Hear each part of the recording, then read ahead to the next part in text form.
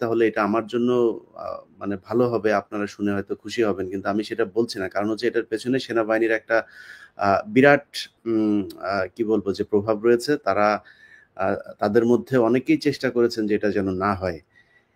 আমি যেই কথাটা গত সপ্তাহে বলেছিলাম, আমি চ্যালেঞ্জ করেছিলাম যে এটা নিয়ে তদন্ত কমিশন হবে না। আমার সাথে যে সূত্রের কথা হতো তারা বলছিল যে একেবারে সেনাবাহিনীর সর্বোচ্চ লেভেল থেকেই তাদেরকে ডিসকারেজ করা হতো। এমনকি রাজনৈতিক দলগুলো থেকেও বিভিন্ন জনকে দিয়ে ফোন করানো হতো। তাদের ধারণা যে এটা যদি করা হয় তাহলে আমাদের বাংলাদেশ সেনাবাহিনীর সুনাম নাকি ক্ষুণ্ণ হবে। এই বিষয়ে তার ডাইরেক্টর বা কাউকে কোনো নির্দেশনা, কোনো তথ্যপত্র দেননি। সব টপ পার্সনরা সবকিছু জানতো। তারপরে যখন এই পিলখানা ঘটনা ঘটে, তখন এটা ছিল একটা মিলিটারি সিচুয়েশন। সেখানে কেন সাধারণ রাজনীতিবিদদেরকে পাঠালো, সিনিয়র নেতা না পাঠায় কেন আজম আর নানকের মতো নেতাকে পাঠানো হলো? সবকিছু পরিষ্কার ছিল। এই সিচুয়েশন ট্যাকেল দেওয়ার জন্য তখন দিতেন ব্রিগেড কমান্ডার, 46 ব্রিগেডের হাকিম, তাকে পাঠাইতে পারতো। আমাদের আর্মির 2টা এপিসি যদি পিলখানা গেটে যায়, তাক করা হয়তো, সব ঠান্ডা হয়ে যেত। আমাদের কোনো মিলিটারি অ্যাকশন নেওয়া হয়নি, মিলিটারি কোনো অফিসারকে পাঠানো হয় নাই, কোনো কিছু। বিডিআর হত্যাকাণ্ডের তদন্ত না হওয়ার কথা বলে আবারও বিডিআর হত্যাকাণ্ড পুনর্তদন্তের জন্য সরকার কমিটি গঠন করবে বা কমিশন গঠন করা হবে এমন জানিয়েছেন। তো বিডিআর হত্যাকাণ্ডের তদন্তটা কতটুকু জরুরি আর কেনই বা এই তদন্ত সরকার করতে চায় না, বিশেষ করে সেনাবাহিনীর একটা মহল এই তদন্ত করতে চায় না, কেন করতে চায় না? অবশেষে সেই বিষয় নিয়ে বেরিয়ে আসলো নতুন গোপন তথ্য, যেখানে অনেকে দাবি করে, অনেক সাবেক সেনা সদস্য, যে এই সেনাপ্রধান এবং স্বরাষ্ট্র উপদেষ্টা যিনি সেনাবাহিনীতে ছিলেন তিনিও নাকি জড়িত আছেন। সাংবাদিক ইলিয়াসের টকশোর ভিতরে এই আলোচনাগুলো করেছেন সাবেক সেনা সদস্যরা এবং সাংবাদিক ইলিয়াস। আলোচনা অনেক লম্বা, কিন্তু আলোচনা আসলে বুঝতে পারেন বিডিআর হত্যার কাণ্ড যে পুনর্তদন্ত কেন থামিয়ে দেওয়া হয়েছিল। প্রিয় দর্শক, আসসালামু আলাইকুম। আপনারা জানেন যে গতকালকে অনেক নাটকীয়তার পর বিডিআর হত্যাকাণ্ড নিয়ে তদন্ত কমিশন গঠনের একটা সিদ্ধান্ত নিয়েছে সরকার। সরকারকে এর জন্য অবশ্যই ধন্যবাদ জানাই আমরা। তবে সেই সাথে বাংলাদেশের বিভিন্ন ঘটনাতে আমরা দেখেছি যে তদন্ত কমিশন, তদন্ত কমিটি এসবের নামে নানান সময়ে বিভিন্ন ঘটনাকে ধামাচাপা দেওয়ার চেষ্টা করা হয়েছে। তো আমরা আসলে একটা বাস্তবতা বলে নেই অনুষ্ঠানের শুরুতে, সেটা হচ্ছে এই বিডিআর হত্যাকাণ্ড নিয়ে যে তদন্ত কমিশন গঠনের যে কথা বলা হচ্ছিল এবং সেটা যে কারণে হচ্ছিল না, এটার জন্য আমরা যেমন আমি ব্যক্তিগতভাবে শুধুই মাত্র, অনেকে এটা বলেছেন, অনেকে এটার জন্য শুধুই মাত্র আসিফ নজরুলকে দায়ী করেছেন। আমি যেটা সত্য কথা, সেটা আমি যদি আসিফ নজরুলের কথা বলি তাহলে এটা আমার জন্য মানে ভালো হবে, আপনারা শুনে হয়তো খুশি হবেন। কিন্তু আমি সেটা বলছি না। কারণ হচ্ছে এটার পেছনে সেনাবাহিনীর একটা বিরাট কি বলবো যে প্রভাব রয়েছে। তাদের মধ্যে অনেকেই চেষ্টা করেছেন যে এটা যেন না হয়। আমি যেই কথাটা গত সপ্তাহে বলেছিলাম, আমি চ্যালেঞ্জ করেছিলাম যে এটা নিয়ে তদন্ত কমিশন হবে না। আমার সাথে যে সূত্রের কথা হতো তারা বলছিল যে একেবারে সেনাবাহিনীর সর্বোচ্চ লেভেল থেকেই তাদেরকে ডিসকারেজ করা হতো। এমনকি রাজনৈতিক দলগুলো থেকেও বিভিন্ন জনকে দিয়ে ফোন করানো হতো। তাদের ধারণা যে এটা যদি করা হয় তাহলে আমাদের বাংলাদেশ সেনাবাহিনীর সুনাম নাকি ক্ষুণ্ণ হবে। এই অজুহাত দেখিয়ে তারা এটা করতে চায় না। যাই হোক, অবশ্যই সুনাম ক্ষুণ্ণ নয়। এইটা বাংলাদেশের অনেক বড় একটা ঘটনা এবং এটার মাধ্যমেই বাংলাদেশ সেনাবাহিনী কলঙ্কমুক্ত হবে বলে আমি মনে করি। আমার সাথে আপনারা দেখছেন আরো একজন আমাদের রেজা ভাই চলে এসেছেন। জি, জনাব মেজর জাহিদে আহসান হাবিব ভাই আছেন। হাবিব ভাই হচ্ছে গিয়ে ওই দিনের ঘটনায় তিনি বেঁচে ফেরা একজন অফিসার। কর্নেল হাসিনুর রহমান, বীর প্রতীক। হাসিনুর ভাইকে দেখলে তো এমনিতেই চেনা যায়, নতুন করে চেনানোর কিছু নাই। আর আমাদের প্রিয় রেজা ভাই আছেন, মেজর রেজা। তো আমরা আলোচনায় চলে যাই। কাকে দিয়ে শুরু করব? আপনাদের র‍্যাংক দিয়েই শুরু করি। হাসিনুর ভাইয়ের কাছেই যাই আগে। তো হাসিনুর ভাই, কমিশন হলো। আপনার এটার পেছনে অনেক পরিশ্রম ছিল। আপনিও চেষ্টা করেছেন এটা নিয়ে। আপনার সাথে এর আগে অনেকবার এই বিষয়গুলো নিয়ে আলাপ হয়েছে। কি মনে করছেন? আশা, প্রাপ্তি, প্রত্যাশা, হতাশা? এখন কথা হলো ভাই, আসসালামু আলাইকুম। সবাই যারা অনুষ্ঠান দেখছেন সবাইকে আমার শুভেচ্ছা। আজকে আমরা মাঠে ছিলাম, বিডিআর সদস্যরা ছিল, আমাদের ভাবিরা ছিল। কথা ছিল একটা, কেন কমিশন হবে না? আমি তো মনে করি এটা তো আমার বা আমার সমগ্র দেশের জনগণের চাওয়া পাওয়া। আর স্বরাষ্ট্র উপদেষ্টা ওতপ্রোতভাবে জড়িত, উনি উদ্যোগে ওটা মানে আগায় আসা উচিত ছিল, বা তা উনি করেন নাই, উল্টা উনি না করে দিছে। বাট দুঃখজনক, বাট ইনশাল্লাহ এখন ওনারা করবেন। বাট এই করার মধ্যে কথা আছে। আমরা নাম প্রপোজ করতেছিলাম এরম ফজলু, জেনারেল ফজলু, তার নামটা থাকুক। উনি বিডিআর ডিজি ছিলেন এবং সাহসী একজন যোদ্ধা, তার নাম থাকুক। এই নাম নিয়ে গড়িমসি চলতেছে, বাট আমরা মনে করি একমাত্র এক ব্যক্তি জেনারেল ফজলু এখানে থাকা দরকার। মানবাধিকার কমিশনের সদস্য থাকতে পারে অন্য যে কোনো পদবী, যে কোনো মর্যাদার লোক, বাট কথা হলো কোনো আমলা এখানে থাকবে না। আর এই 15 বছরের সুবিধা পাওয়া কোনো ব্যক্তি এই কমিশনে থাকবে না। আমি বিশ্বাস করি কমিশনও হবে এবং এই সপ্তাহের মধ্যে ইনশাল্লাহ মামলাও হবে, যাতে কেউ ছাড় না পায়। আমি ব্যক্তিগতভাবে মনে করি বাংলাদেশের ভিতরে কোনো দুর্ঘটনা বা অঘটন ঘটে যদি, এটার দায়িত্ব হলো হোম মিনিস্ট্রি। ওই সময় যে ঘটনা ঘটে এটা হোম মিনিস্ট্রির মধ্যেই নিয়ন্ত্রিত ছিল, এবং ঠিক মতো যদি কাজ করতো র্যাব গেটে ছিল, কাজ করে নাই। কেন করে নাই তা তদন্তের মধ্যে আসবে। যতটুকু জানি তারেক সিদ্দিকী কাজ করতে দেন নাই। এই যারা তারেক সিদ্দিকী আসলে সব জায়গায় ওতপ্রোতভাবে জড়িত, অপকর্মের সাথে জড়িত। তো সবকিছু আসবে তদন্তের মধ্যে ইনশাল্লাহ। এবং যদি সেনাবাহিনী যদি হোম মন্ত্রণালয়, স্বরাষ্ট্র মন্ত্রণালয় না পারে কোনো কাজ করতে, তখন তারা ডিফেন্স মিনিস্টারের কাছে আবেদন করে, হ্যাঁ আমরা পারতেছি না, হেল্প আস আউট। কিন্তু তা করার সুযোগ ছিল না। তো ডিফেন্স মিনিস্টার ছিল শেখ হাসিনাই এই অপরাধের সাথে জড়িত, ওতপ্রোতভাবে জড়িত। তো উনি চান নাই সমস্যার সমাধান হোক।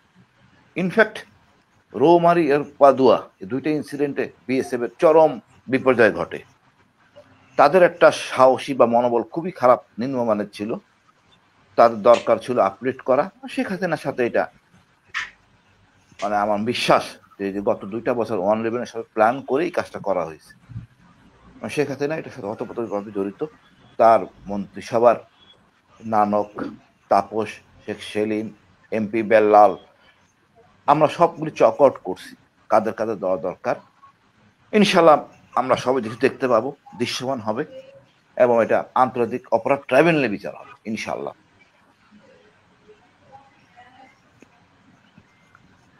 আর আস্থা হারানোর কোনো অবকাশ নাই। জি, আমার মানে এটা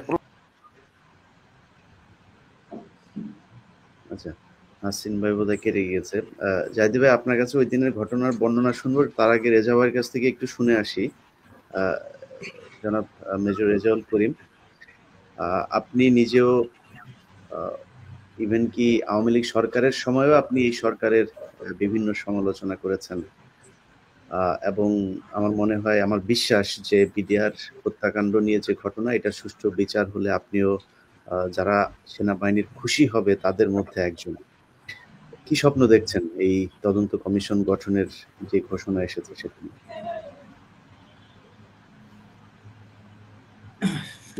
সকল দর্শক সবাইকে এবং এখানে উপস্থিত যারা সবাইকে আসসালামু আলাইকুম। সর্বপ্রথম সকল প্রশংসা মহান আল্লাহ তাআলা, এবং এরপরে আমি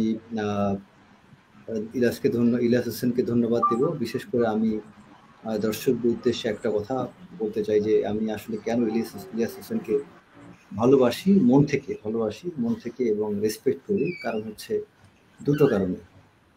একটা হচ্ছে হলো আমাদের দেশে অনেক এখন নব্য প্রতিবাদী বের হয়েছে। আমাদের দেশে অনেকে এখন নতুন করে প্রতিবাদ করছেন, অনেকেই ধর্মের কথা বলেন, সততার কথা বলেন, অনেক কিছু।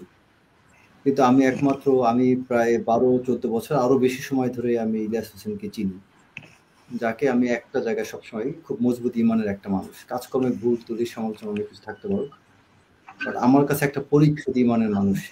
এই কারণে আমি ওই যে মুসলমানদের সম্পর্কটা কি ইমানি শক্তির সম্পর্ক, তো সেই ইমানের বিষয়ে আমি আসলে ওই দিক থেকে ইলিয়াসকে সবচেয়ে বেশি ভালোবাসি এটা। আর দুই হচ্ছে তার লোভ লালসা নাই, নির্লোভ। বর্তমানে অনেকেই যারা কাজ করে অনেকেই অনেক সুযোগ সুবিধা নেয়। আমরা যারা পূর্বে প্রতিবাদ করছি, প্রতিবাদ করার পরে আমাদের অনেকের হাতে অনেক সুযোগ আসছে, তার মধ্যে অনেকেই সুযোগ গ্রহণ করেছে, বাট ইলিয়াস সেই সুযোগটা নেয়নি। এই জন্য আমি আমার রেসপেক্ট, ভালোবাসা এবং সেলুট টু ইলিয়াস হোসেন। আচ্ছা, এখন মূল প্রসঙ্গটাই ফিরি। অ্যাকচুয়ালি পিলখানার কথাটা বলতে গেলে আমাদের অনেকগুলো বিষয় এখানে আসে, বাট আমি একটা বিষয় সবচেয়ে বেশি গুরুত্ব আরোপ করবো, সেটা হচ্ছে কি যে বাংলাদেশে আপনারা যা দেখেন এখানে বিশেষ করে হাসিন স্যার আছেন, হাসিনুর স্যারের সাথে আমার আলাদা একটা সম্পর্ক আছে। স্যারকে আমার সরি স্যার, আমি সালাম দিতে ভুলে গেছিলাম। আসসালামু আলাইকুম স্যার। আমরা হাসিনুর স্যারকে নিয়ে এই প্রসঙ্গে ইলিয়াসকে লক্ষ্য করে বলি, ইলিয়াস হাসিনুর স্যারকে যখন গুম করা হয়, স্যারকে নিয়ে একটা পোস্ট দিয়ে আমি নিজেও গুম হয়ে গেছিলাম। এটা এই বিষয়ে স্যারের সাথে গত কিছুদিন আগে ইউনিভার্সিটি সেমিনারে বসে গল্প করতেছিলাম আমরা। না, ওই সময় ওনার জন্য অনেক, এবং কি এই যে বিএনপির অনেক যারা অনলাইনে কাজ করতো তাদের অনেককেও আটক করা হয়েছিল ওই সময়। মানে আমরা মারাত্মক রকম একটা বিপাকে পড়তাম। তো এটা নিয়ে স্যারের সাথে সেদিন অনেক কথা বলছিলাম। তো যাই হোক, আমাদের বাংলাদেশের একমাত্র হিরো যিনি দুইটা গ্যালান্ট্রি অ্যাওয়ার্ড পাওয়া, এবং স্বাধীনতার যুদ্ধের সেই গ্যালান্ট্রি অ্যাওয়ার্ড না, স্বাধীনতা যুদ্ধের বাইরে পার্বত্য চট্টগ্রামে গ্যালান্ট্রি অ্যাওয়ার্ড পাওয়া এটা চারটিখানি কথা না। তো যাই হোক, তো সেরকম একজন মানুষকে গুম করা হয়েছিল, এতে বোঝা যায় বাংলাদেশে আমাদের কোন আমল আমরা পার করেছি। তো যাই হোক, এই অ্যাকচুয়ালি আমি সবচেয়ে বেশি গুরুত্ব আরোপ করি পিলখানা ঘটনাকে এই জন্য যে পিলখানা ঘটনার সাথে যদি আমরা ওই জায়গায় ফিরে যাই, তাহলে বাংলাদেশের যত অপকর্ম আছে সমস্ত অপকর্মের সৃষ্টি, উৎপত্তি, জার্মিনেশন এই পিলখানা থেকে শুরু। বাংলাদেশটা ধ্বংস শুরু এই পিলখানার মাধ্যমে, বাংলাদেশটা বিক্রি শুরু পিলখানার মাধ্যমে। বাংলাদেশ যে অন্য কোনো রাষ্ট্রের তাবেদার হয়েছে, বিক্রি হয়েছিল, বাংলাদেশ সরকার যে একটি পুতুল সরকার ছিল, শেখ হাসিনা যে অন্যের কাছে তিনি নির্ভরশীল ছিলেন, এটা পরিষ্কারভাবে দৃশ্যমান হয়েছিল এই পিলখানা ঘটনা। এবং এই এক পিলখানা ঘটনাকে যদি আমরা সামনে রাখি, পিলখানার অপকর্মগুলোকে যদি সামনে রাখি, সত্যি কথা সমস্ত অন্যায় বাংলাদেশের বিচার হয়ে যাবে, সমস্ত অন্যায় পরিষ্কারভাবে ফুটে উঠবে। সমস্ত কিছু সূত্র এই পিলখানা, একটু আমরা যদি খেয়াল করি। এবং এই পিলখানার কুশীলব যারা ছিল, এই পিলখানা হত্যাকাণ্ডের সাথে যারা জড়িত, এবং এই হত্যাকাণ্ডের সময় যারা সুবিধাভোগী, এবং এই হত্যাকাণ্ডের যারা যারা এই শেখ হাসিনাকে রক্ষা করতে চেয়েছিলেন, বা এই হত্যাকাণ্ডে জড়িত ব্যক্তিদেরকে যারা রক্ষা করতে চেয়েছিলেন, সেই ব্যক্তিগুলি পরবর্তীতে গডফাদার, মাফিয়া, বা তারাই পরবর্তীতে বাংলাদেশে খুনি, গুমের হোতায় মানে হোতার মহানায়ক হয়েছিলেন। আপনারা জাস্ট খেয়াল করে দেখবেন পিলখানা হত্যাকাণ্ডের সময় কিছু কিছু ব্যক্তিরা, তারা কিছু কিছু অফিসার আমাদের যখন তদন্ত প্রক্রিয়া শুরু হয়, যখন এই পিলখানা হত্যাকাণ্ড নিয়ে যখন আর্মি অফিসাররা প্রতিবাদ করা শুরু করে, এই সেনাকুঞ্জে যখন শেখ হাসিনার সাথে প্রতিবাদ হয়, যখন সেনাপ্রধান মঈনু আহমেদের সাথে প্রতিবাদ হয়, সেই সময়ে এই আমাদের সেনাবাহিনীর কতিপয় অফিসার তারা তখন শেখ হাসিনার সাথে যোগাযোগ করা শুরু করেছিলেন এই কথা বলে যে কি কি ষড়যন্ত্র হচ্ছে। তারা জাসুস সেজে শেখ হাসিনার অতি সন্নিকটে গিয়েছিলেন। এবং এই পিলখানা ঘটনার পরে এই সুযোগটা হয়েছিল। অনেক অফিসার জীবনে যোগ্যতা তো দূরের কথা, এরা সত্যিকার অর্থে একটা পুলিশের কনস্টেবল হওয়ার যোগ্যতা নাই, এমন কিছু অফিসারও ছিল, যারা যে কোনো কারণে হোক, কোনো একটা সময় হয়তো আর্মি চাকরি যেভাবে হোক পেয়েছিল, বাট পরবর্তীতে এরা প্রমোশন পাওয়ার যোগ্য ছিল না। তারা বুঝে গিয়েছিল আমি মেজরের পরে আর কিছুই হইতে পারবো না, বা ক্যাপ্টেনের পরে কিছুই হতে পারবো না। সেই মানুষগুলো তখন চিন্তা করলো this the right time Sheikh হাসিনার দৃষ্টি আকর্ষণ করার। তখন তারা কি করলো, এই শেখ হাসিনার কাছে তারা বিভিন্ন তথ্যের নামে বিভিন্ন অফিসারকে ফাঁসানো শুরু করলো, এবং এটা পিলখানার ঘটনার মাধ্যমে। আমার এই দুটো coursemate they lost their job. তার মধ্যে একটা কোর্সমেট কোর্সের প্রথম দিকে, এবং আরেকটা কোর্সমেট সেও খুব ভালো অফিসার, দুইজনেই কিন্তু তারা ক্যাপ্টেন র্যাঙ্কে তখন চাকরি হারাইলো। কি কারণে? একটাই অপরাধ ছিল, সেনাকুঞ্জে যখন অল অফিসারকে শেখ হাসিনা এবং মঈন আহমেদ অ্যাড্রেস করছিল, তখন সেখানে তারা প্রতিবাদ করেছে। তো এই ঘটনা এবং এই কোর্সমেটদের আরো কিছু অফিসারদেরকে যাদের চাকরুচ্যুত করা হলো, তাদেরকে চাকরুচ্যুত করার পেছনে যারা এই যে বিভিন্ন তথ্যপাত্র দিয়েছিল, সরবরাহ করেছিল, এবং বাংলাদেশ সেনাবাহিনীতে বিভিন্ন যে ভুয়া মিউটিনির কথা তৈরি করা ছিল, সব নাটক ছিল, সবই নাটক। এই হাসিন স্যার নিজে ভালো করে জানেন। জেনারেল কামরুল স্যার থেকে শুরু করে অনেকগুলো অফিসারকে মিউটিনি নাম দেওয়া হয়েছিল। অ্যাকচুয়ালি কি এই কথাগুলো শেখ হাসিনাকে এই জন্য বলা হয়েছিল যে বাংলাদেশে একটা মিউটিনি হতে যাচ্ছে, ষড়যন্ত্র হতে যাচ্ছে। তো এই তথ্যটা যে শেখ হাসিনার কাছে দেয় সে অটোমেটিক্যালি কিন্তু সে আপন হয়ে যায়। আমি যদি এখন এই জাহিদি স্যারকে বলি যে স্যার জানেন আপনার বিরুদ্ধে ষড়যন্ত্র হচ্ছে, তার মানে সে ভাবতে শুরু করবে রেজা আমার কত আপন জন, কত আপন, যে আমার বিরুদ্ধে ষড়যন্ত্র হচ্ছে ওই এসে জানাইছে। এই যে এই অ্যাপ্রোচটা এটাকে একটা টেকনিকে পরিণত করেছিল এই শেখ হাসিনার সময়, এবং এই কাজগুলো করেছিল সবচেয়ে অথর্ব অযোগ্য অফিসারগুলো যারা জীবনে প্রমোশন পাইতো না। আমি আজকে সকালে কক্সবাজার সি বিচে আমি ওই ব্রেকফাস্ট করতে যাওয়ার পূর্বে ডাইনিং হলে কোনো একজন কর্মকর্তা লেফটেন্যান্ট জেনারেলকে দেখতে পেলাম। তিনি একটা ওই ফিমেলরা লেডিরা যে পরে না ওইটাকে কি বলে, মেয়েরা যে ঘরে পরে এটা কি বলে এটাকে মেক্সি না কি বলে, মেক্সি এরকম নাম আছে, সেরকম টাইপ একটা ড্রেস পরে তিনি ব্রেকফাস্ট করতে আসতেন। আমার কাছে ছবি আছে, একজন আবার ছবিতে তুলে আমাকে পাঠাইছে এবং আমি নিজে ওখানে উপস্থিত ছিলাম। মেক্সি টাইপ একটা ড্রেস পরে তিনি ব্রেকফাস্ট করতে গিয়েছেন। আর্মি তাকে লেফটেন্যান্ট জেনারেল বানিয়েছিলেন, স্টাফ কোর্স ছিল না, কিছুই ছিল না। এই শেখ হাসিনার বদান্যতায় তিনি সেই পর্যন্ত গিয়েছিলেন। একটা অফিসারের পরবর্তীতে আমি কোনো একজন সেনাপ্রধানকে একটা টেক্সট পাঠাইছিলাম যে আমার জানতে ইচ্ছা করে এই লেফটেন্যান্ট জেনারেল সাহেবের টার্ম কমান্ডার, প্লাটুন কমান্ডার, তার প্রশিক্ষক কারা ছিল।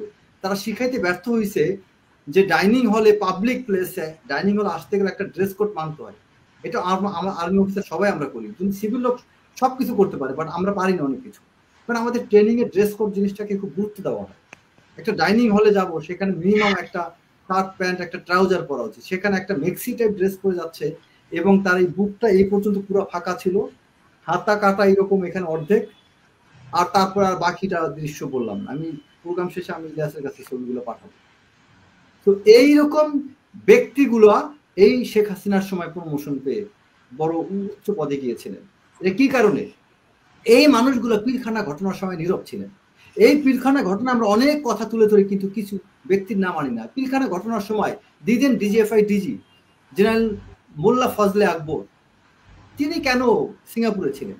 ডিজিএফআই ডিজি এইরকম ঘটনার সময় তো ওইখানে থাকার কথা না।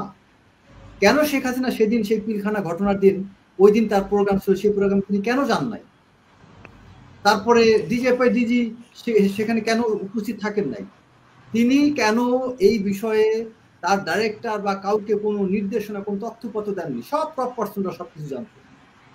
তারপরে যখন এই পিলখানা ঘটনা ঘটে তখন এখানে এটা ছিল একটা মিলিটারি সিচুয়েশন, সেখানে কেন সাধারণ রাজনীতিবিদদেরকে পাঠালো, সিনিয়র নেতা না পাঠায় কেন আজম আর নানকের মতো নেতাকে পাঠানো হলো? সবকিছু পরিষ্কার ছিল। এই সিচুয়েশন ট্যাকেল দেওয়ার জন্য তখন দিদেন ব্রিগেড কমান্ডার, 40 ব্রিগেডের হাকিম, তাকে পাঠাইতে পারতো। আমাদের আর্মির 2টা এপিসি যদি পিলখানা গেটে যায়, তাক করা হইতো, সব ঠান্ডা হয়ে যেত। আমাদের কোনো মিলিটারি অ্যাকশন নেওয়া হয়নি, মিলিটারি কোনো অফিসারকে পাঠানো হয় নাই, কোনো কিছু করা হয়নি। আচ্ছা, এখন আমি পিলখানার ঘটনা সবাই জানে, এটা নিয়ে একই জিনিস তফসরা করে লাভ নাই। এখন আমি আসি এই যে কমিশন নিয়ে, যেটা কমিশন অ্যান্ড কমিটি। একটা বিষয় কি, আমাদের একটা বিষয় হচ্ছে যে অ্যাকচুয়ালি এই কমিশনটা কি? কমিটিটা হলো সাধারণত একটা ইন্টারনাল, মানে কোনো একটা বিষয় যদি কোনো ইন্টারনাল মানে committee is a group of individuals who are appointed or elected to perform a specific task internally. আর যেটা হচ্ছে মানে যেমন আমি আমার নিজের প্রতিষ্ঠানের মধ্যে আমি একটা কমিটি তৈরি করে দিলাম আমার নিজ প্রতিষ্ঠানের জন্য। আরেকটা হলো আর কমিশন হচ্ছে তার কমিশনের যারা রিপোর্ট তৈরি করে, ইনভেস্টিগেশন করে। কিন্তু একটা কমিটি কিন্তু রিপোর্ট ইনভেস্টিগেশন করার কথা না, সেটা টাস্ক দিবে, এই তোমরা কমিটি এটা সম্পর্কে একটা কিছু বানায় দিয়ে দিও। এটা আমি অ্যাকশন নেই না নেই, এটা কোনো আইনি জটিলতা থাকে না। Committee mostly operates a means of internal regulation of legislators by the legislator. আর কমিশন হচ্ছে সার্ভস অ্যাজ অ্যান এক্সটার্নাল কি বলা যায় রিভিউ প্রসেস, যারা একটা রিপোর্ট তৈরি করে, ইনভেস্টিগেশন করে এবং ইনভেস্টিগেট করে, তারা স্টাডি করে এবং পার্টিকুলার কোনো ইস্যু নিয়ে কোনো একটা মানে এবং তারা অ্যাপয়েন্টেড হয় by the government or can be the organisation. এবং সেই কমিশন যে রিপোর্টটা বানায়, সেই কমিশনের রিপোর্টের কিন্তু একটা দায়বদ্ধতা থাকে যে এটা নিয়ে আমাকে একটা অ্যাকশন যেতে হবে। একটা কমিটির ক্ষেত্রে এটা হয় না, কমিশনের ক্ষেত্রে কিন্তু সেটা হয়। তারা যে কমিটি করছে, কেন কমিটি করবে? এটা তো কোনো কমিশন। আচ্ছা, তারপরে একটা কথা হচ্ছে যে কমিটি করছে তো করছে, এটা একটা সিচুয়েশনের আলোকে কেন করবে? এই যে লোকজন প্রতিবাদ করলো, সবাই যে আন্দোলন করলো, সোশ্যাল মিডিয়াতে অনেক প্রতিবাদ করালে তারপর একটা তারা সান্ত্বনা সূচক একটা কমিটি বানায়, এটা তেমন হওয়ার কথা না। এই জিনিসগুলোই তো আমাদের সন্দেহের উদ্রেক করে, যে এই যে বিষয়গুলো হচ্ছে, এবং আমরা অলরেডি জানি যে আমাদের একটা বিষয় খেয়াল রাখা উচিত, আজকে শেখ হাসিনা তথা আওয়ামী লীগ ধ্বংস বা এই তলানিতে আসার কারণটা কি? কোন একটা নির্দিষ্ট দেশের প্রতি শেখ হাসিনার অতি মাত্রায় চাটুকারিতা, নির্ভরশীলতা, তার কাছে দেশকে বিক্রি করে দেওয়া। আজকে এই শিক্ষা থেকে আমাদের বোঝা উচিত বাংলাদেশ সেই আগের জায়গায় নেই। বাংলাদেশের মানুষ অনেক সচেতন। এখন আপনি ওই যে রাগ ঢাক করার কিছু নাই, এখন প্রকাশ্যেই বাংলাদেশের সমস্ত জাতি জনগণ সবাই বলছে যে ভারতের সাথে আমাদের শত্রুতা না করি, কিন্তু ভারত আমাদেরকে একটা মানে স্টেটের মতো করে চালাবে, তাদের কোনো প্রাদেশিক কোনো একটা স্টেটের মতো করে চালাবে তা না, সেটা করার সুযোগ নেই। বরং এই মুহূর্তে জনপ্রিয়তা অর্জন করতে গেলে তোমাকে ভারতের বিরুদ্ধে যেতে হবে। এখন তুমি বাংলাদেশে কি করতেছো, এই সরকারটা কি করতেছে, তারা ভারতের সাথে ব্যালেন্স করার চেষ্টা করতেছে। ভারতের সাথে ব্যালেন্স না করে আমাদের ব্যালেন্স অফ পাওয়ার পলিসিটি অ্যাপ্লাই করা উচিত। কিরকম? আমরা যখন বাংলাদেশ আমরা প্যারালালি চায়নার সাথে সম্পর্ক মজবুত করব, আমরা তখন ভারত আমাদেরকে তোয়াক্কা করবে। আমরা যখন প্যারালালি ইউএসএ, ইউকে, মায়ানমার, প্রতিবেশী পাকিস্তান সবার সাথে সুসম্পর্ক করব, ভারত আমাদেরকে তখন মূল্যায়ন করবে। একই সাথে আমরা যখন ভারতের সাথে সম্পর্ক রাখবো, তখন চায়না আবার আমাদেরকে মূল্যায়ন করবে, তখন পাকিস্তান আমাদেরকে মূল্যায়ন করবে। আমাদের দরকার নেই কোনো রাষ্ট্রের দাবিদারি করা, পাকিস্তানেরও দাবিদারি করা দরকার নাই, চায়নারও না, ভারতেরও। এই যে triangular relationship, China, Bharat, Pakistan, Bangladesh, এই রিলেশনশিপের মধ্যে আমাদের কিন্তু আমাদের জিও পলিটিক্যাল প্লাস জিওগ্রাফিক্যাল যে লোকেশন, এই লোকেশন অনুযায়ী বাংলাদেশ পারে সবচেয়ে বেশি পাওয়ারফুল রোল পালন করতে।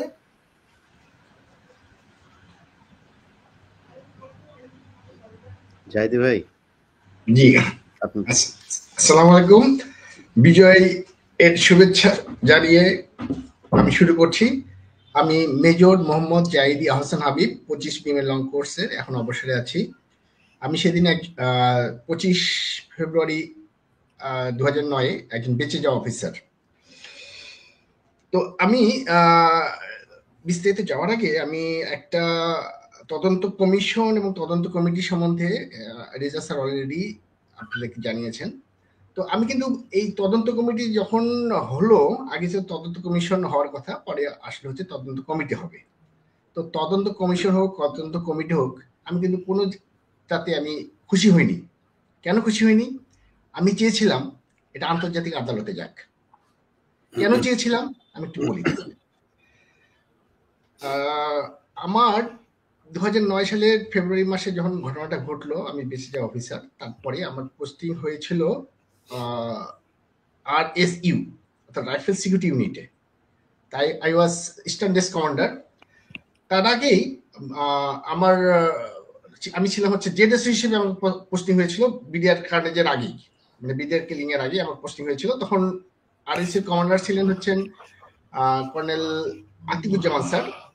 হি কল মি এবং সে আমাকে বললো যে জাহিদি তুমি আমার ইস্টার্ন ডেস্কটা তুমি দেখো, কেননা এখন তো আমাদেরকে রিফর্ম করতে হবে। এই সময় একটা হিউম্যান ক্রাই উঠে গেল যে এই বিচার কার্যটা কে করবে এবং কিভাবে হবে। তখন আর্মির মধ্যে সবাই একসাথে বলে যে এটা কোর্ট মার্শাল হতে হবে, যে বিকজ এটা আর্মির সবাই মারা গেছে, এটা কোর্ট মার্শাল করতে হবে, এমবিএমএল আওতা আনতে হবে এবং 3 মাসের মধ্যে সবাইকে একটা আমরা সমাধান দেখতে চাই। তো এটা নিয়ে আমার সিও তদানীন্তন ডিজিও মহোদয় মাইনুল স্যার উনারা বললেন যে না, এটা আর্মি এটা বিচার করবে বা আর্মি কোর্ট মার্শাল হবে এটা, বা এমবিএমএল আওতায় হবে। আমরা সবাই খুশি। কিন্তু কিছুদিন পরে পরে শুরু হলো যে এটা ওভাবে হবে না, এটাকে একটা এমিকাস কিউ একটা গঠন করবে 11 জন মিলে। 11 জনের একটা বিচারক সবাই একসাথে বসবেন, তারাই নির্ধারণ করবেন কিভাবে একটা সমাধান হবে, কোন প্রক্রিয়া হবে। এদের বিডিআরের যে বিচার এই বিচারের মাধ্যমে হবে না, বিচার অথবা আর্মির মানে এমবিএমএল এর মাধ্যমে হবে, না সাধারণ অন্য কোনো নতুন কোনো উপায় হবে, না ওই ফৌজদারি আদালতে হবে। এটা নিয়ে তখন হিউজ একটা সবার মধ্যে একটা কানাঘুষা শুরু হয়ে গেল। তো ওই 11 জন এমিকাস কিউয়ের সব বিচারপতিরা বসলেন। তো আমি আমার স্ট্যান্ডার্ড কমান্ডার হিসেবে আমাকে মাঝে মাঝেই ওই এমিকাস কিউয়ে ওখানে যেতে হতো, ওদের কি ডিসিশন হচ্ছে, কি কতদূর আগাচ্ছে না আগাচ্ছে ওগুলো আমি নোট করে নিয়ে এসে পরের দিন আমি মর্নিং ব্রিফে আমি ব্রিফ করতাম। আমাদের বিডিআর যে মর্নিং ব্রিফটা হয় সেখানে, ওখানে জেনারেল মাইনুল স্যার থাকতেন এবং অন্যান্য অফিসাররা সবাই থাকতেন।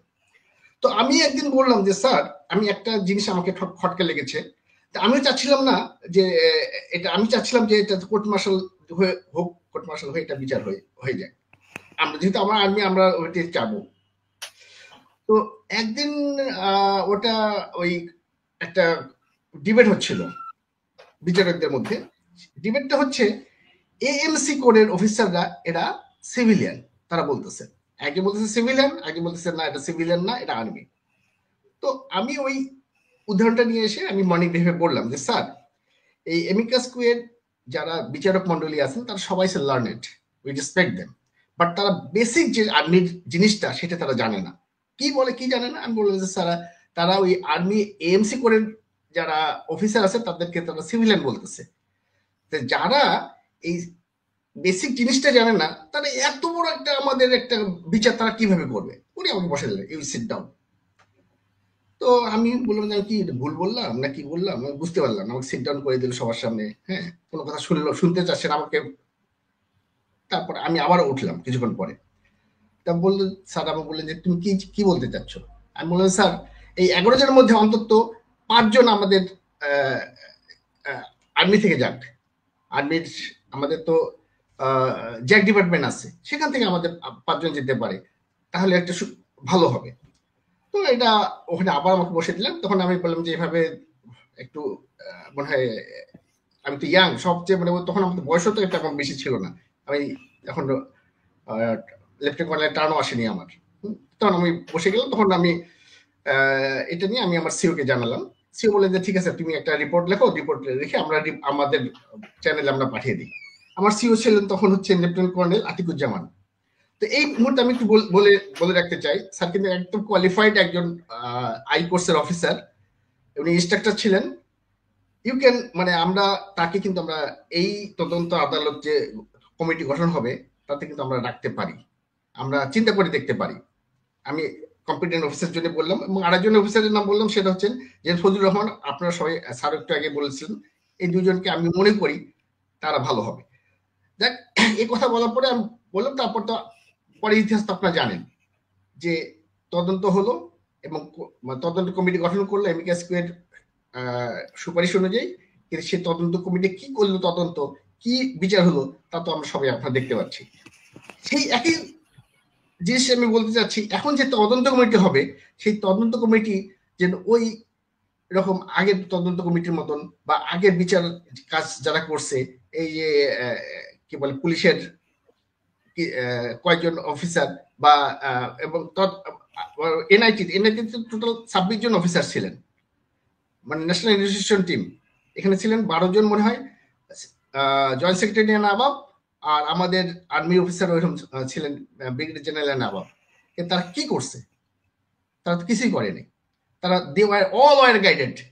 এই গাইডেড নিয়ে আমি অলরেডি আমি চাইছিলাম যে এটা যাতে আন্তর্জাতিক, সেই 2011 সাল থেকে আমি বিভিন্ন জায়গায় ঘুরছি, আমি অনেক জায়গায় গিয়েছি, যে বলছি যে স্যার এটা এই বিচার কাজটা ঠিক মতো হচ্ছে না।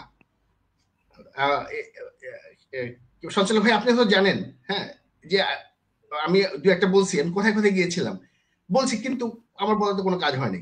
কিন্তু ওই বলা তো একটা সমস্যা, যদি আমার কেউ যদি টের পেয়ে যেত তাহলে তো আমার ওই গলা কাটিয়ে দিত, স্যার মতো আজও হয়তো আমি গুম হয়ে থাকতাম। তো এটা তো যাওয়ার ওখানে তো, মানে আমি, আমার একটা সুবিধা ছিল কি, আমি আরসিও থাকা অবস্থায় আমি ওই মনিটরিং যে সেলটা ছিল সেই মনিটরিংটা আমি ওই আতিকুজ্জামান স্যারের 9 নং কোর্সের ওনার নির্দেশে, ওনার আইডিয়াতেই আমি আহ, আহ, কোথা থেকে গ্রামীণ ফোন, তারপর তখন ছিল এয়ারটেলের কি ছিল, ওয়ারিদ। বিভিন্ন কোম্পানি থেকে আমি ওই ডিভাইস গুলো নিয়ে আসছিলাম, নিয়ে এসে আমাদের আরইসিতে একটা সেল তৈরি করেছিলাম। সেই সেলের মাধ্যমে আমরা ওই কে ফোন করতো না করতো, কোথায় কল লিস্ট করলে ওই ওই জিনিসটা সম্বন্ধে আমার নলেজ, আমি ওটার হেড ছিলাম, সেই হিসেবে আমার নলেজ ছিল। এই কারণে আমি করতাম কি, ওটাকে ফাঁক দিয়ে কিভাবে কিভাবে ফোন করা যায় এই টেকনিকটা আমার জানা ছিল। এই টেকনিকটা জানার কারণেই আমার অনেক জায়গায় আমি বিভিন্ন জায়গায় আমি ফোন করতাম, ফোন করে আমি আবার যে মোবাইল দিয়ে ফোন করতাম সেটা আমি ডিস্ট্রয় করে ফেলতাম। এইভাবে আমি অনেক জায়গায় ফোন করে আমি চেষ্টা করছি ভাই, আমি কিন্তু ওইভাবে পারিনি। তো আজকে যেমন আমি আপনার অনুষ্ঠানের মাধ্যমে আমি জানতে চাচ্ছি, এই তদন্ত কমিশনের কাজ হবে না ভাই। আমরা বাঙালি, আমাদের কিনে দিতে পারবে, আমাদেরকে প্রেশার করে আমাদেরকে উল্টা পাল্টা ইয়ে করতে পারবে। হ্যাঁ, তো আমাদেরকে দরকার হচ্ছে এই আন্তর্জাতিক আদালতে যাওয়া। আপনারা হবে, তদন্ত কমিটি অবশ্যই হবে, তদন্ত কমিটি থেকে তদন্ত কমিশনে যাব, আমরা কমিশনের থেকে আমরা আন্তর্জাতিক আদালতে যাব। এই আমাদের আন্তর্জাতিক আদালতে গেলে হয়তো অনেকের ফাঁসি হবে না, না হোক, বিচারটা যাতে হোক, বিচার হোক। আমরা ফাঁসি চাই না, আমরা বিচার চাই, বিচার যাতে ঠিক বিচারটা হয়। কর্নেল হাসিনুর জি, আপনি শুরুতে যেভাবে বলছিলেন হাসিনুর ভাই, যে এটা নিয়ে আপনি কাদের চান, কাদেরকে চান না, নিশ্চয়ই আপনার ভেতরে একটা সন্দেহ আছে। আরেকটা বিষয় হচ্ছে যে আপনি গুম কমিশনের সাথেও আছেন, মানে ওইখানে আপনাদের যেই সরকারের যে সহায়তা থাকা দরকার, অর্থনৈতিক সহায়তা, একটা কমিশন গঠন করলে তার অবশ্যই তাকে আর্থিক যেই সহায়তা সেটা দিতে হয়। অর্থ ছাড়া তো আসলে কোথাওই করা যায় না। যেমন কালকে স্বরাষ্ট্র উপদেষ্টাও যেটা বলেছেন, সাংবাদিকরা তাকে প্রশ্ন করছিলেন যে আইন মন্ত্রণালয় থেকে কোনো ধরনের করার আপনাদের প্রয়োজন আছে কিনা। তারা বলেছে যে আমাদের যদি প্রয়োজন হয় আমরা আইন মন্ত্রণালয়ের সাথে কথা বলবো। প্রতিটা জায়গাতেই তো আসলে অর্থের দরকার আছে। সেক্ষেত্রে অর্থনৈতিক সহায়তাটা, সাপোর্টটা কি আপনাদেরকে দেওয়া হয় কিনা? মানে আমি গুম কমিশনের ক্ষেত্রে বলছি আর কি। না, আমি গুম কমিশনে প্রথম দিকে অনেক সমস্যা ছিল, কোথায় বসবে, কি চেয়ার টেবিল, কম্পিউটার থেকে শুরু করে কত কিছু দরকার, আসা যাওয়ার জন্য গাড়ি, নিরাপত্তার জন্য পুলিশ, অনেক কিছু দরকার। এটা সময় নিয়েছে, বাট তার অল্প সময়ের মধ্যে আমি বলবো কাঙ্ক্ষিত মাত্রায় পৌঁছতে পারছে। এইখানে যে সমস্যা, একই সমস্যা, বাট এটা তো 4 মাস থাকার কথা না। তো সবার দাবি, স্বরাষ্ট্র উপদেষ্টার দাবি, আইন উপদেষ্টার দাবি, সাধারণ জনগণ সবার দাবি, এটা বিচারটা যাই হোক, মূল ঘটনা আমরা জানতে চাচ্ছি, কি হয়েছিল ঘটনা। আজকে মিসেস তানভীর ভাবি বলছেন তিনজন বিডিআর দেশে তার রুমে গিয়েছিল, তো হিন্দিতে কথা বলতেছিল। এখন দেখেন ভারত আসবে এখানে, ভারতকে খুশি করার জন্য করা হয়েছে। আমি আরো অনেক তথ্য জানি, ইনশাল্লাহ সব বলবো, বাট আমার ওই যে এখানে একটু ইন্টারাপ্ট করি স্যার, শুধু তা না, এই যে নাসিরউদ্দিন পিন্টু ভাই, তাকে যে হত্যা করা হলো, এটা খুব দুর্ভাগ্যজনক স্যার। আমি পুরান ঢাকায় যে কোনো মাধ্যমে নাসিরউদ্দিন পিন্টু ভাইয়ের এই গ্রুপটার সাথে খুব কানেক্টেড ছিলাম স্যার। তার কাছে হাতে নাতে প্রুফ ছিল স্যার, ইন্ডিয়ান যে ব্যক্তিরা যখন পালিয়ে গিয়ে যাচ্ছিল। আমি বলি, জেলে আমি যখন ছিলাম তখন বিদেশ, আমার তো নিজের গোফরান মল্লিক আমারই সুবেদার মেজর ছিল, আমারই আদর ছিল, যে বিডিআর সেন্টারের যে নুরুল ইসলাম আমার সুবেদার ছিল, সে মারা গেছে, একজন মৃত্যুদণ্ডের জন্য অপেক্ষা করতেছে।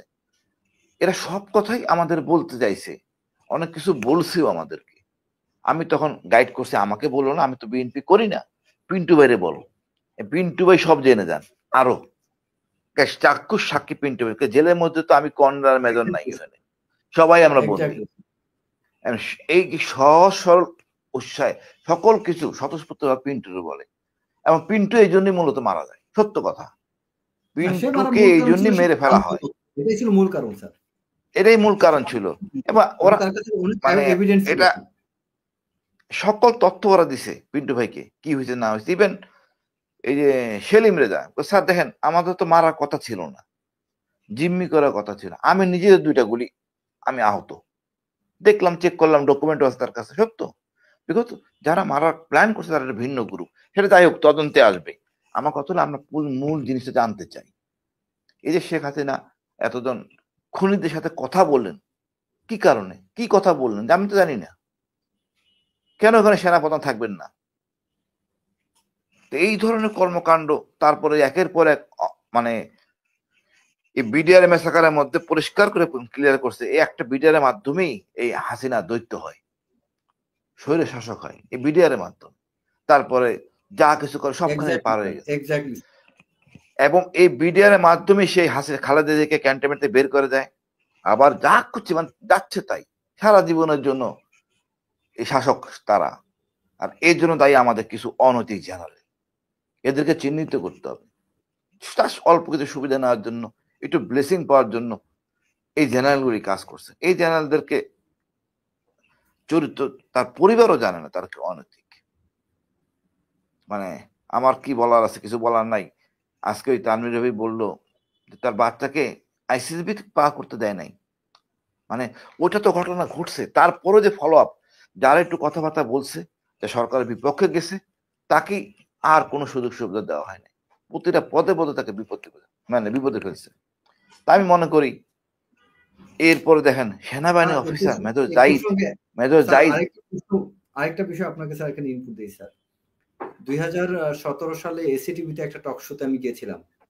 আমার সাথে রিয়াদ আহসান, আমাদের ইলিয়াস হোসেন চিনতে পারেন, রিয়াদ আহসান নামে একজন মডারেটর ছিল ওখানে। ওই প্রোগ্রাম আমার সাথে যুক্ত ছিল স্যার দুদকের একজন আইনজীবী খুরশেদ আলম বা কিছু একটা হবে। হ্যাঁ, এই খুরশেদ আলম সে নিজে স্যার ওই জায়গায় আমাকে বিভিন্নভাবে প্রভোগ করেছিল স্যার, যে আমি কেন এই বিডিআর বিষয় নিয়ে পিলখানা নিয়ে কথা বলি। এবং এই খুরশিদ আলম নিজে ডিজিএফআইতে রিপোর্ট করেছিল যে আপনাদের এই অফিসার কেন পিলখানা বিষয় নিয়ে সরকারের বিরুদ্ধে এইভাবে এখনো বক্তব্য দিতে পারে মিডিয়াতে। এই খুরশিদ আলম নিজে বলেছিল স্যার। অথচ সে ছিল, হ্যাঁ খুরশিদ আলম আসে কোথায় এখন? আমি অনেক খুঁজছি, তার কোনো খোঁজ খবর পাইনি। মানে তার সময় অনেক কিছু আছে, এবং আমি তো এই বিষয়ে আলাদা একটা সেশনে বলবো তার অপকর্ম। এরা তো দেশেই থাকার কথা, পুলিশ তো এর ধরলে অনেক কিছু বের হওয়ার কথা। এদের মতো হ্যাঁ, এ অনেক কিছু জানে। এই খুরশিদ আলম যিনি ছিল এই পিলখানা হত্যাকাণ্ডের অন্যতম আইনজীবী, এই খুরশিদ আলম, ওই একটা কথা আছে না, বেড়া হয়ে ধান খায় রক্ষক ভক্ষক। এই খুরশিদ আলম যে ছিল রক্ষক, সে বরং উল্টা কাজ করেছিল। এবং আরো একটা কথা স্যার এর মাঝখানে বলি, সরি স্যার, মানে একটু ইন্টারাপ্ট করলাম স্যার, ভুলে যেতে পারে এই জন্য। রাঙামাটিতে কোন একজন সিও 25 বেঙ্গলের, ওই সিও তখন ভারপ্রাপ্ত অ্যাক্টিং কমান্ডার 305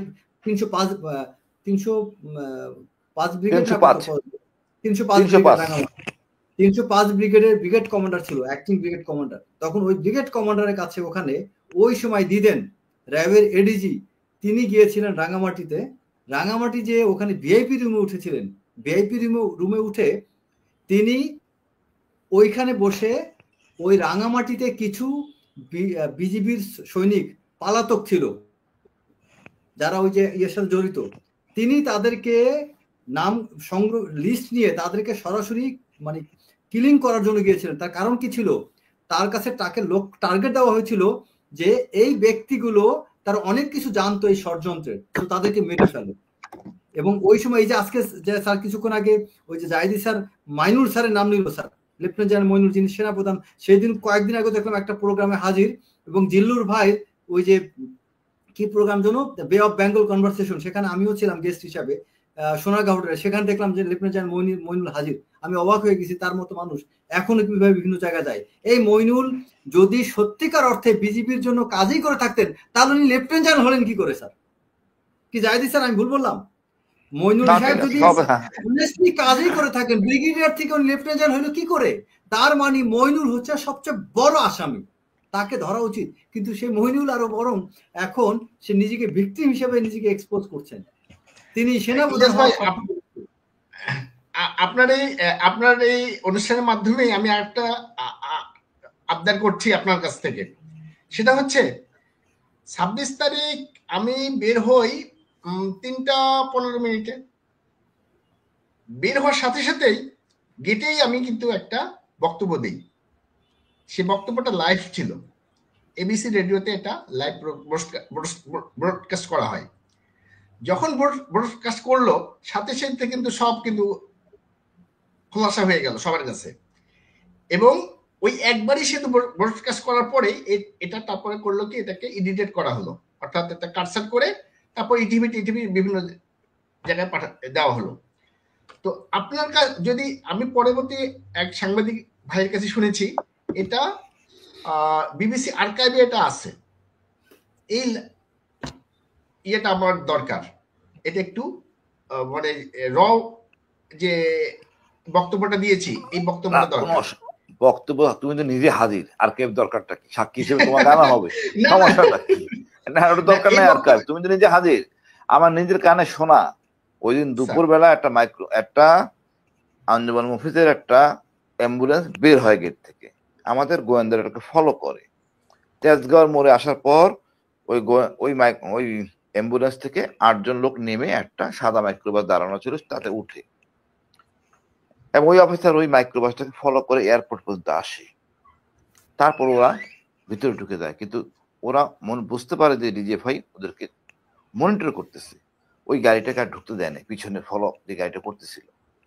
তখন সে গাড়িটা ঘুরে আনে আঞ্জুমান অফিসের মেইন অফিসের মহাখালী, সেখানে যায়। ওই অ্যাম্বুলেন্সটাকে চেক করে, ওখানে 8টা ইউনিফর্ম পায়, ড্রাইভারকে সব নোট করে নিয়ে আসে। তো অসুবিধা নাই, সব কিছু ফকফকা হয়ে যাবে, বাট তদন্তটা করতে হবে স্বতঃস্ফূর্তভাবে। আমার এখন এই পরিবেশ আছে স্যার। আমার এই বক্তব্যের পরে সাথে সাথে কিন্তু স্যার আমাকে ফোন করা হয়, ফোন করে বলা হয় যে আমি যাতে আর কোনো বক্তব্য না দিই। 1 2 নম্বর, অন্যান্য যত সার্ভাইভ অফিসার ছিল তা আপনি দেখেন স্যার কারো কোনো বক্তব্য নাই, সবাইকে স্টপ করে দেওয়া হয়েছে স্যার। এবং শুধু তা কেন, শাম স্যার, কর্নেল শাম স্যার, মানে হাসিন স্যার আপনি তো চিনেন স্যার, হ্যাঁ স্যার শুনেন স্যার, পিলখানা ঘটনা আমেরিকাতে নাকি আছে এখন। হ্যাঁ ইলিয়াস, আমি ওই জিনিসটা বলতেছি। পিলখানা হত্যাকাণ্ড ঘটলো স্যার ফেব্রুয়ারিতে, ইলেকশন হলো নভেম্বর মাসে, তাই না sir? If I am not wrong. ঠিক ওই সময় হরিণা ক্যাম্পে জোন কমান্ডার ছিল লেফটেন্যান্ট কর্নেল শাম স্যার। আমি হরিণা জোন ভিজিটে গিয়েছিলাম স্যার। একই ক্যাম্পে স্যারের সাথে কয়েকটা রাত, মানে 4 থেকে 5-6টা রাত আমি একসাথে ওখানে কাটাইছি। অনেক আড্ডা, অনেক গল্প ছিল। তখন অনেক দেশপ্রেমের কথা এই শাম স্যার বলতো স্যার। হঠাৎ করে পিলখানা ঘটনা যেদিন ঘটলো, আমি তো স্যার রীতিমতো কান্নাকাটি শুরু করে দিয়েছিলাম যে শাম স্যার কোথায় আছে, কি অবস্থা। শাম স্যার, মনির স্যার, আরো কয়েকটা অফিসার ছিল।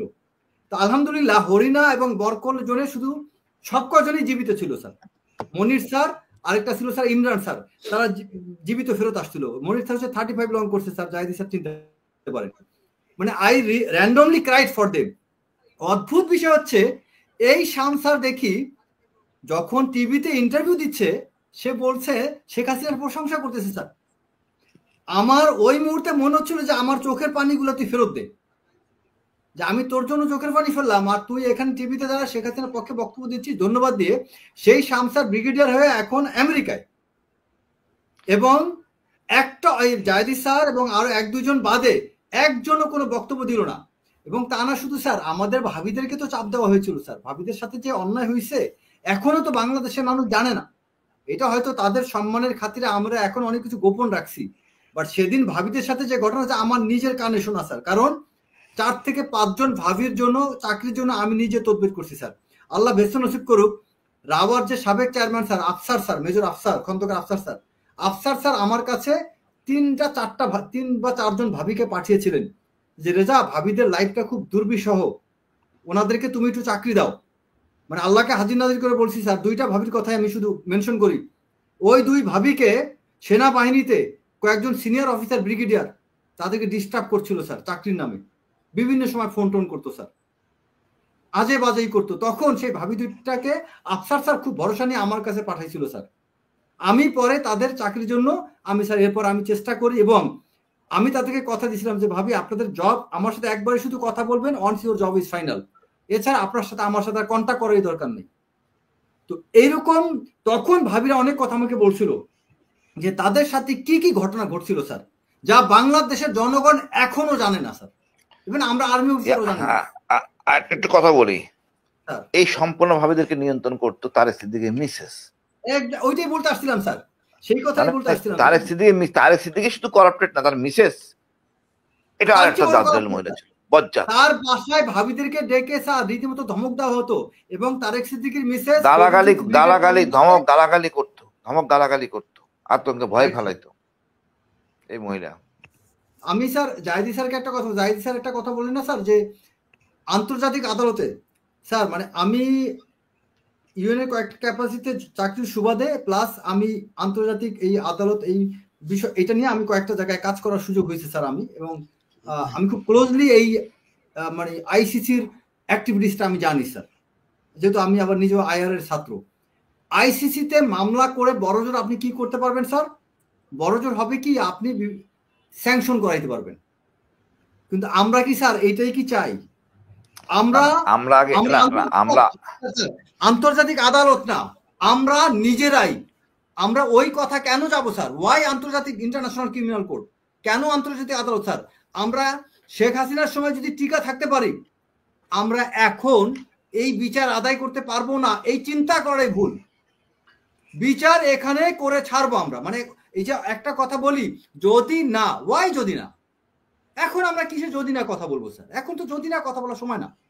আচ্ছা, তুমি যে চেতনা ধারণ করো, আমাদের উপদেষ্টা কি সেই চেতনা ধারণ করে? তা তো করে না। তাহলে কমিশন করতেই তো এত সময় লাগার কথা না।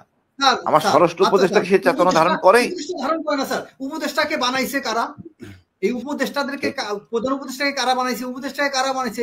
সেই সাধারণ মানুষই আবার টেনে নামাবে। সিম্পল।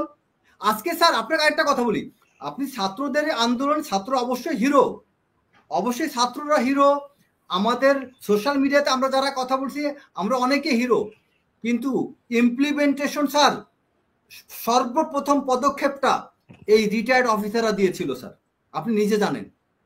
আমরা প্রথম রাওয়ায় যদি ওই প্রতিবাদটা না করি, সেনাপ্রধান কিন্তু ইয়াং অফিসারদের সাথে অ্যাড্রেস করতেন না, আর সেনাপ্রধান যদি ইয়াং অফিসারদের অ্যাড্রেস না করতেন এই পাশার গুটি চেঞ্জ হইতো না স্যার। আমি 4 তারিখ 5 তারিখ 2 দিনই ক্যান্টনমেন্টে ছিলাম, আমি ক্লোজলি অনেক কিছু দেখছি স্যার, আমি ক্লোজলি অনেক কিছু জানি স্যার। ওই দিন জাস্ট একটুখানি যদি ডিসিশনগত, একটু যদি মানে তথ্যগত ডিসিশনগত কিছু বিষয় না ঘটতো, বিশ্বাস করেন স্যার কিছু হইতো না সেদিন। সেদিন সকালবেলা সকাল 12টা পর্যন্ত বাংলাদেশের জনগণ, ঢাকা সিটি, বিভিন্ন জায়গায় মানুষ কনফার্ম ছিল না something is going to happen. এখন অনেকে অনেক প্রেডিক্ট করে, আমরা জানতাম হেন তেন, বুলশিট স্যার। আমি বলি 5 তারিখ না 5 তারিখ সকালে মিরপুর ডিসিতে বাইরে হইতে আমার 1.5 ঘন্টা সময় লাগছে। কোনো বুয়া বাইরে থেকে ঢুকতে পারে না ক্যান্টনমেন্টে, আমাদের ডিউটিতে ভিতরে বাইর হবো কেমনে? এটা হলো বাস্তবতা। সেনাপ্রধানের ওই একটা অপশন ছাড়া আর কোনো অপশন ছিল না। তারপর তাকে ধন্যবাদ দিই যে তুমি এটা কাজ করছো, যাও। এখন আমরা পানিতে আমরা সবাই নামছি, আমাদের গৌরব আমাদের ফিরে আনতে হবে। এই নদী পারে সাঁতরাই আমরা ওই পারে যাবো, কাউকে ভয় পাওয়ার কিছু নাই। বিডিআর হত্যার বিচার আমরা করবো স্যার। মোমেন্টাম কি ধরে রাখা যাবে স্যার? আপনারা তো অনেক সিনিয়র স্যার, এখন মিড লেভেল সিনিয়র যারা আর্মির মিড লেভেল, এটা তো সব আমাদের সমসাময়িক স্যার।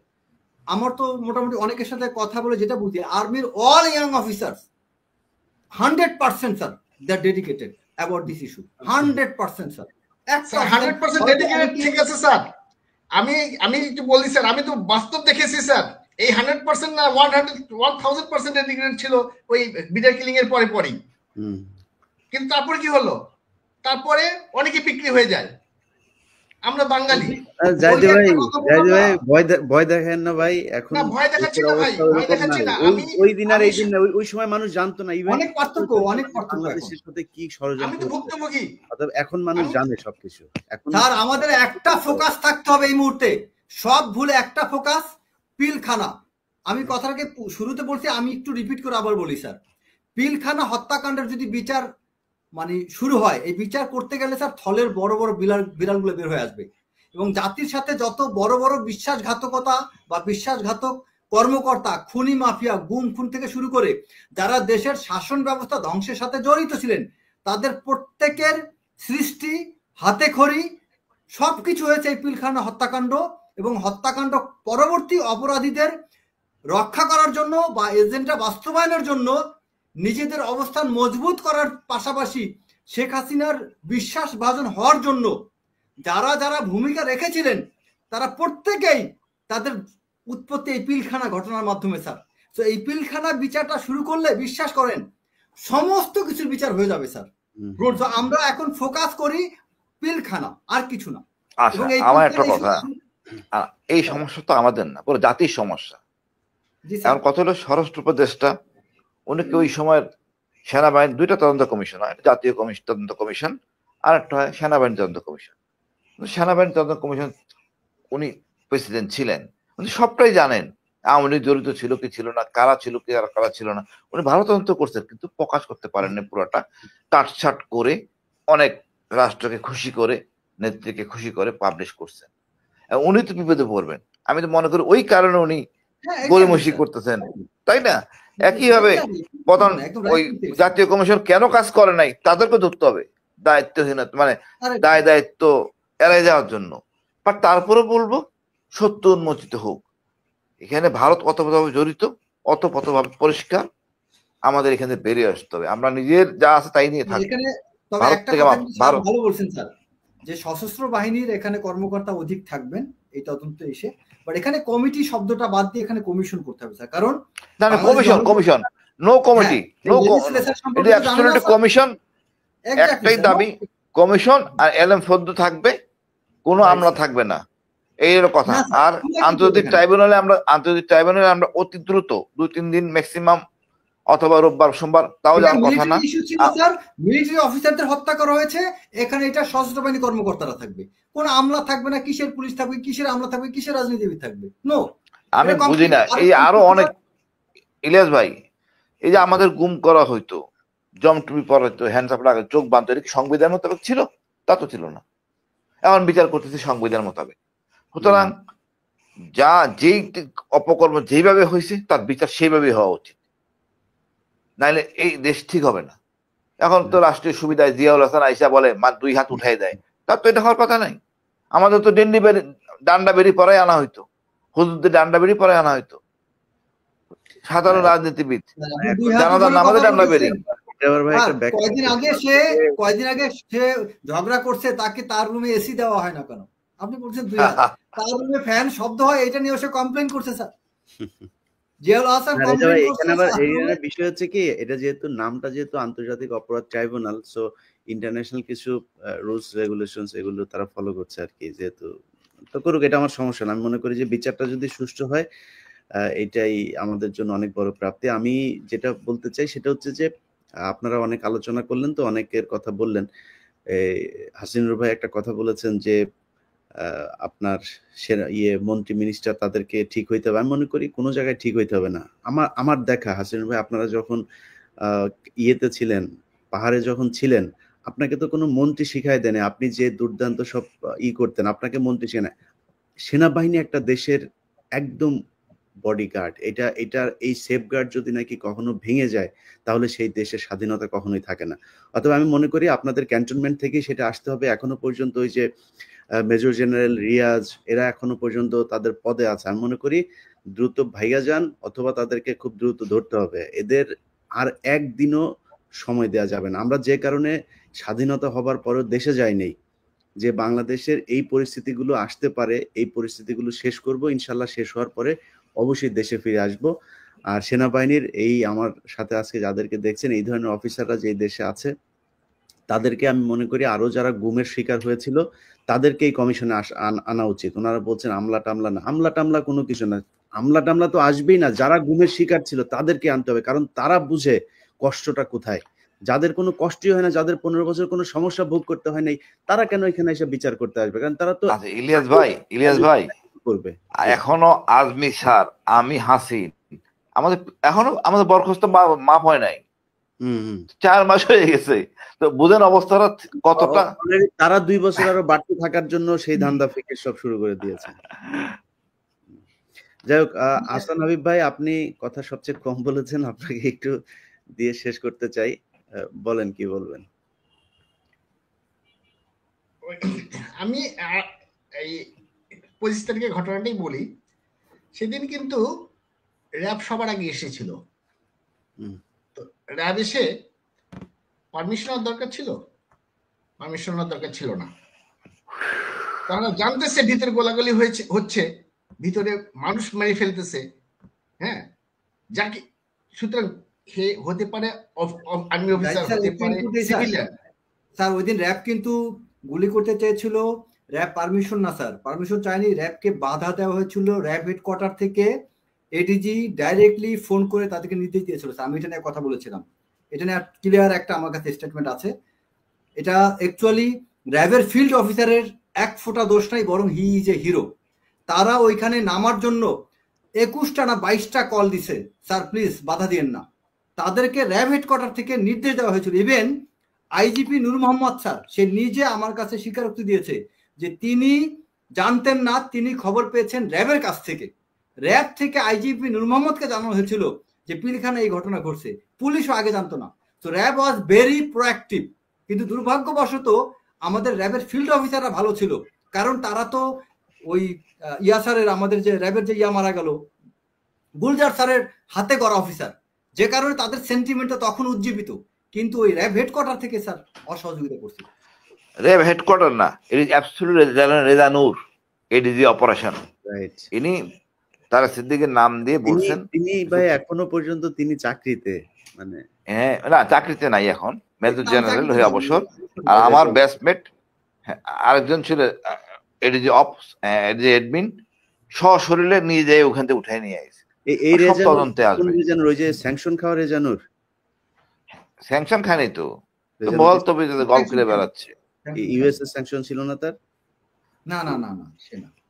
উনি র্যাবে ছিল হলো পিলখানা ঘটনার সময়, পরবর্তীতে সে 46 ব্রিগেডের ব্রিগেড কমান্ডার ছিল, এর পরবর্তীতে এমএস ছিল, তারপরে সে লগেরিয়া কমান্ডার ছিল, তারপরে যশোর দ্বীপের জিওসি, এরপর ওখান থেকে তিনি গিয়েছিলেন মিশনে ইরাক অ্যাম্বাসেডর বা কিছু একটা ছিলেন, এরপরে বাংলাদেশে এসে রিটায়ারমেন্টে গেছিলেন। যাই হোক, আমরা সব শেষ যেটা দেখলাম যে পিডিআর হত্যাকাণ্ড নিয়ে শেষ পর্যন্ত আমি মনে করি এটাও একটা বাংলাদেশের মানুষের জন্য একটা সফলতা যে অন্তত এইখানে তারা রাজি হয়েছে। তার ঠিক একদিন আগেই বলেছিল তারা কোনো কমিশন করছে না, এটা নিয়ে একদম সরাসরি বলে দিয়েছিল। তো আমি মনে করি যারা গুমের শিকার যেসব মানুষ এখনো পর্যন্ত জেলখানায় আছে, তারা কর্নেল হাসিনুর এখানে যারা আছে তার সবার সাথে আসলে ইনফ্যাক্ট আপনারা যোগাযোগ করতে পারেন, তাদেরকে জানাতে পারেন।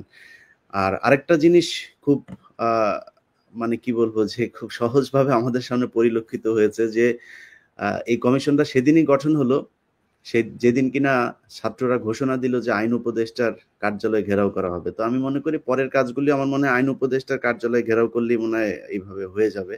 তো আপনারা যারা এখনো গুমের শিকার পরিবারগুলো আছেন, যারা এখনো জেলখানায় আছেন, হাসিনুর ভাই, রেজা ভাই, আপনাদেরকে একটু আমি এটা একটু জানায় রাখি, হাজার হাজার মানুষ এখনো পর্যন্ত জেলে, হাজার হাজার, যারা কিনা এই আওয়ামী লীগ সরকারের সময় এই বিষয়ে একটা জঙ্গি নাটকের জন্য এই বিষয়ে একটা তথ্য দিতে চাই। আমাদের এটা আমার কাছে প্রায় বিজিবির 15-20টার মতো সিপাহীর স্টেটমেন্ট আমার কাছে সরাসরি তার পরিবার দিয়েছে। 15-20 জনের মতো সিপাহীর পরিবার তারা তাদের স্টেটমেন্ট দিয়ে বলেছে যেটা যে এই বিজিবির অনেক সদস্য যারা অনেক ঘটনার প্রত্যক্ষদর্শী, যারা এটা নিয়ে অনেক সাক্ষীও দিতে চেয়েছিল, সেই সদস্যদেরকে অনেককে মেরে ফেলা হয়েছে, অনেককে এখনো জেলে আছে, এবং তাদেরকে মানে যদি মুক্ত করা হয় এবং যদি পুরো তদন্ত হয়, তারা অনেক তথ্য দিতে পারবে আমাদেরকে, অনেক তথ্য। ইনশাআল্লাহ সুযোগ হবে, ইনশাআল্লাহ সুযোগ হবে। দুইজনকে মারা হয়েছে এবং আমি তাদের পরিবারের সাথে আমার কথা হয়েছিল, তারা বলেছে যে সরকার থেকে জানানো হয়েছে তাদের চিকিৎসাধীন অবস্থায় মারা গিয়েছে। আসলে চিকিৎসাধীন অবস্থায় তারা ওইখানে মারা যায়, তাদের কারো বুকে ব্যথা কিংবা এমনিতেই নানান ভাবে তাদেরকে মারা হয়, এগুলো করে হসপিটালে নিয়ে যাওয়া হয় তখন যখন সে মারা যায়। তো চিকিৎসাধীন ডাক্তার যে ছিল সে বলে যে উনি মারা গিয়েছেন, এইভাবে তারা নিউজ করায়। তো আমরা আর কোনো হত্যাকাণ্ড দেখতে চাই না। পিন্টু ভাইয়ের যে বিষয়টা বলেন, পিন্টু ভাইয়ের এটা মোটামুটি সবাই জানে। আমার মনে হয় তার পরিবার এবং তার আত্মীয় স্বজন যারা আছে তাদেরকে এখন সাক্ষী হিসাবে নেওয়া যাইতে পারে। আমরা মনে করি এটা সুষ্ঠু তদন্ত হওয়া দরকার। যে অফিসারগুলো গুম হয়েছিল বিশেষ করে তাদেরকে দিয়ে যদি এটা করা যায়, কোনো সিভিল পুলিশ কারোরই দরকার নেই। এখানে পুলিশ টুলিশ আসবে কোত্থেকে? পুলিশ নিজেই তো নিজেদের লোকজনকে তারা বিচার করতে পারে নাই। তো আমি মনে করি এটা সবচেয়ে সহজ সলিউশন হইতে পারে, যারা গুম হয়েছিল তাদেরকে যদি এই দায়িত্বটা দেওয়া হয়। যাই হোক, প্রিয় দর্শক, আপনারা একটু আর একটা মিনিট আমি কথা বলি। সেটা হচ্ছে আমরা টোটাল 107 জন দরবারে সেদিন উপস্থিত ছিলাম, 57 জন শহীদ হয়েছেন, বাকি আছেন ছিল হচ্ছে 50 জন।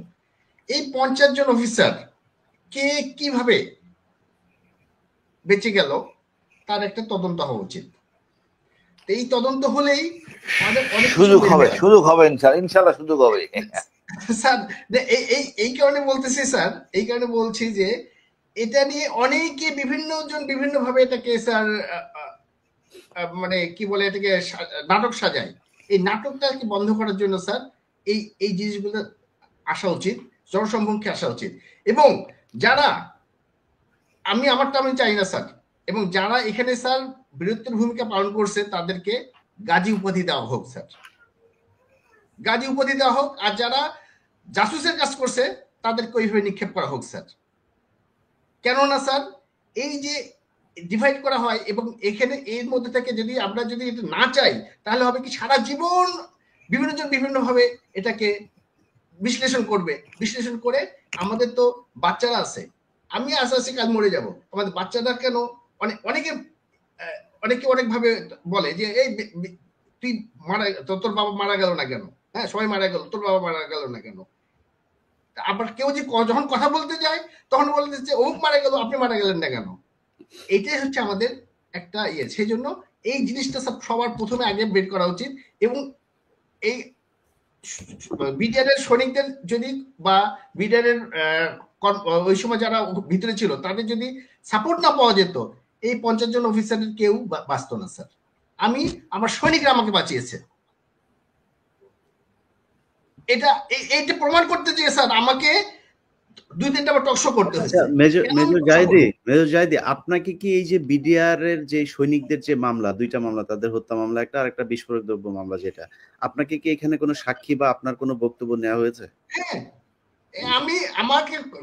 আমাকে বিডিআর যখন বিডিআর যে পিলখানার ভিতরে জমা হলে একটা বিডিআরের ইন্টারনাল একটা তদন্ত হয়েছিল এবং ওখানে আদালত হয়েছিল। সেই আদালতে আমি 3বার আমাকে আদালত থেকে আমাকে বের করে দেওয়া হয়েছে যে না এটা হয় না, তুমি মুখস্থ বলো। আমি মুখস্থ বলতে পারিনি। আমি ইঞ্জিনিয়ার ভাই, আমি জীবনে মুখস্থ করি নাই। আমি সারাদিন পরীক্ষা হলে না মুখস্থ করে আমি অঙ্ক করে আমি পাস করে আসছি। আমি মুখস্থ করতে পারি না, আমাকে মুখস্থ করতে হচ্ছিল ওই সময়।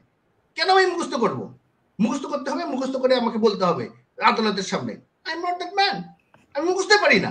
মুখস্থ করতে পারলে তো আমি ফার্স্ট স্টার করতাম, অঙ্কে 100 মধ্যে 100 পাই আমি, কিন্তু আমি মুখস্থ করতে বাংলায় পাই 37।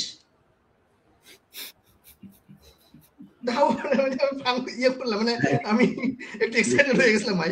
হ্যাঁ, এইভাবেই চলছে আর কি দেশ। যাই হোক, আমরা সেই মুখস্থ বিদ্যা থেকে বের হইতে চাই। হাসিন ভাই, আপনাকে দিয়ে শেষ করে একটা প্রশ্ন, আমার শেষ একটা প্রশ্ন মাথায় আসলো যে এই যে গুম নিয়ে যে আপনি কাজ করছেন, কোনো চাপ আসে কিনা সেনাবাহিনী থেকে বা কোনো জায়গা থেকে?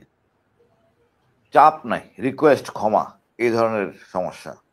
আচ্ছা, রিকোয়েস্ট ক্ষমা, আমি তদন্তের মাধ্যমে যতটুকু আমরা যাকে সেভ করতে পারি। বাট হাসিন স্যার তো আসলে ক্ষমা করার আগে স্যার, ক্ষমা করার আগে অন্তত র্যাবের বিষয় স্যার আমি কিন্তু সব জানি স্যার। র্যাব যেটা করছে, একদম টু দা পয়েন্ট।